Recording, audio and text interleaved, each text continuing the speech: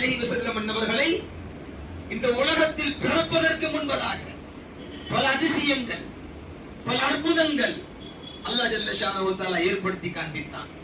என்று சொன்னால் எப்பொழுதெல்லாம் இந்த உலகத்திலே நபிக்கு தேவை ஏற்பட்டதோ, உலகத்தில் அநியாயங்கள், அட்டுழியங்கள், எப்படியெல்லாம் குழப்பங்கள் இருக்கிறதோ, அந்த நேரத்திலே ஊருக்கு ஒரு நபி, சமுதாயத்திற்கு ஒரு நபி, நாட்டுக்கு ஒரு நபி என்பதாக நபிமார்களின் தொடர்ச்சி ஹஜ்ரத் ஆதம் அலா நபியின் அலைஹிஸ்ஸலாத்து வஸ்ஸலாமிலிருந்து துவங்கி ஹஜ்ரத் சய்யிதுனா ஈசா அலா நபியின் அலைஹிஸ்ஸலாத்து வஸ்ஸலாம் வரை அல்லாஹ் அனுப்பி கொண்டே இருந்தார். தெரியாத நிலையிலே அல்லாஹ் ஜல்ல ஷானஹு தஆலா ரசூலுல்லாஹி ஸல்லல்லாஹு அலைஹி வஸல்லம் அவருடைய வருகையுடைய காரணமாக அந்த சம்சமுடைய கிணறையும் அல்லாஹ் இந்த உம்மத்திற்கு வழங்கினார்.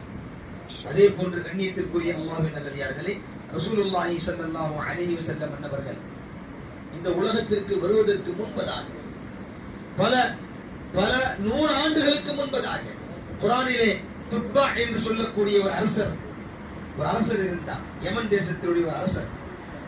அந்த அரசர் ஒருமுறை அப்படியே நாடாக வந்து கொண்டிருக்கிற சமயத்திலே மதீனாவிலும் வருகின்றார்கள். அந்த மதீனாவில் தங்குகின்றார்கள். மதீனாவில் தங்கின பிறகு அவர்களோடு 400 உலமாக்கள் இருந்தார்கள். அவர்களெல்லாம் அஹ்லே கிதாபாக இருந்தார்கள்.